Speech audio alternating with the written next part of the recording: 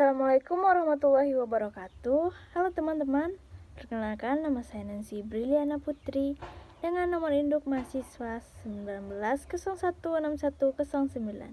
Pada kali ini saya akan menyampaikan materi mengenai perbedaan kompetensi dasar dan indikator.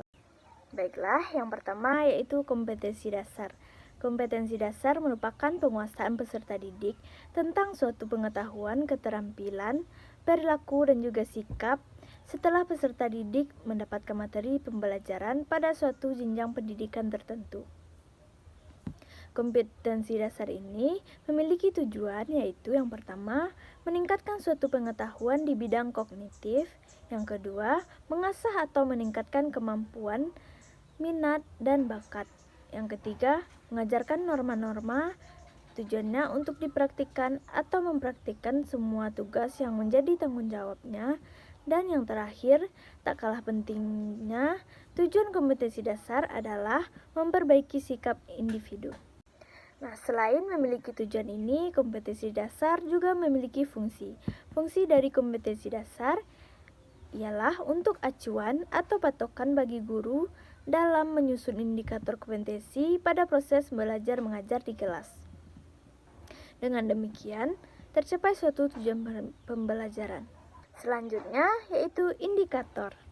Indikator merupakan penanda pencapaian kompetensi dasar yang ditandai oleh perubahan perilaku yang dapat dijadikan sebagai pedoman atau acuan dalam penyusunan alat penilaian. Indikator adalah kompetensi dasar yang secara spesifik dapat dijadikan ukuran untuk mengetahui ketercapaian hasil pembelajaran. Karena indikator merupakan KD yang spesifik, apabila serangkaian indikator dalam suatu kompetensi sudah dapat terpenuhi, berarti target kompetensi dasar tersebut sudah terpenuhi.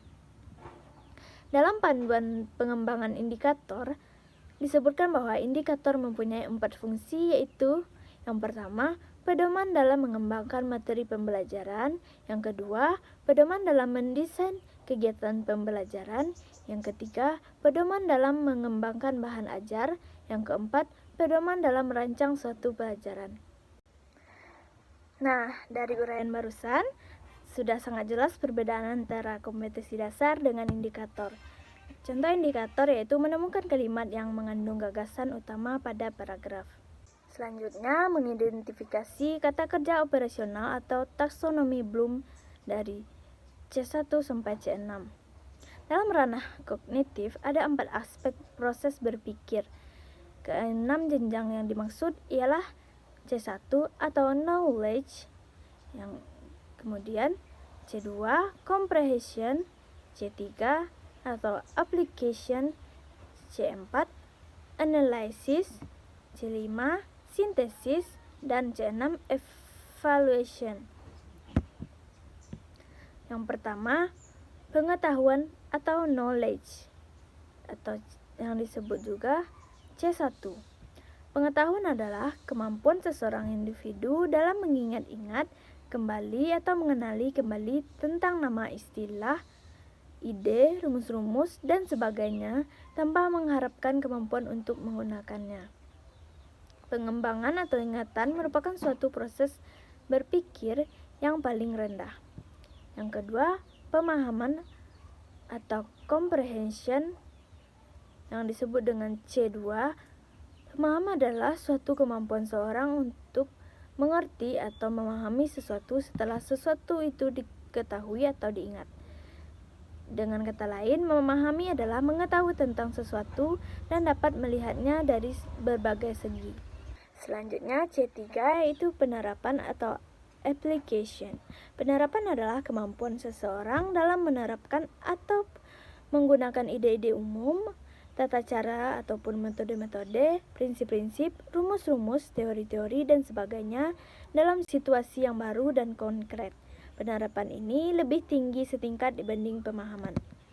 Kemudian C4 analisis. Jenjang analisis lebih tinggi setingkat dibanding jenjang aplikasi. Analisis ini adalah kemampuan seseorang untuk menguraikan suatu bahan berdasarkan bagian-bagian yang lebih kecil dan juga memahami hubungan di antara bagian tersebut. Yang kelima, sintesis. Jenjang sintesis ini lebih tinggi setingkat dibanding jenjang analisis. Sintesis merupakan kebalikan dari proses analisis.